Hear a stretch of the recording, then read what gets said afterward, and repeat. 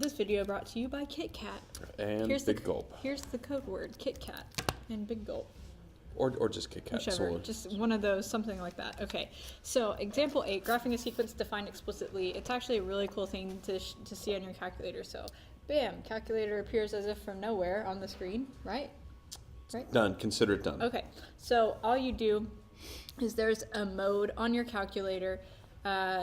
It has function mode, polar. Sequa. It's SEQ for sequence. You click that, and then when you go to y equals that button, now all of a sudden we have like u of n.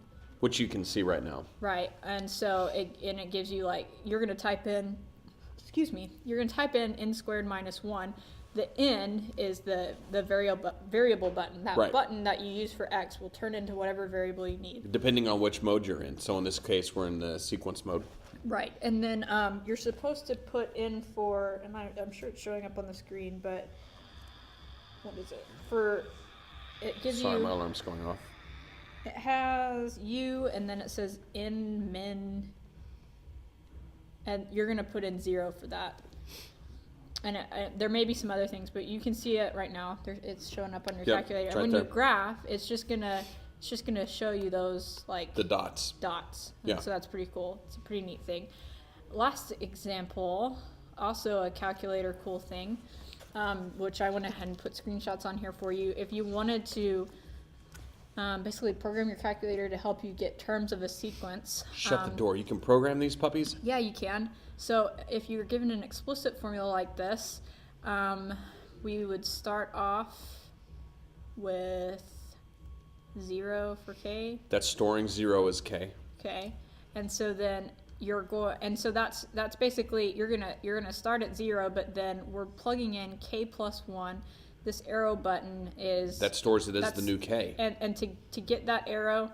It's the stow button. Yeah, which is gangster for store. It's over on the bottom left of your calculator. Yeah. So Did you say gangster for store? Yeah, you're gonna stow it, man. You're gonna stow it, yeah. G. So you're gonna stow it, and then it's saying this is our formula up here, 3k minus 5. And when you do that, what it does is it adds 1 to k, so it makes k be 1, and then. And then it does 1 times 3 minus 5. Right, so this is the first term of our sequence, right? If you plug in 1, you get -2. And then if you keep pressing enter, it will give you consecutive terms. Craptastic, that's fantastic. Then if you wanted to do a recursive formula, this is the same thing twice. I wonder what happened to my other screenshot. I had a different screenshot here. That's not the recursive formula, as it turns out. That's not the recursive formula. So instead what you would do is, it's actually really simple. All you have to do is,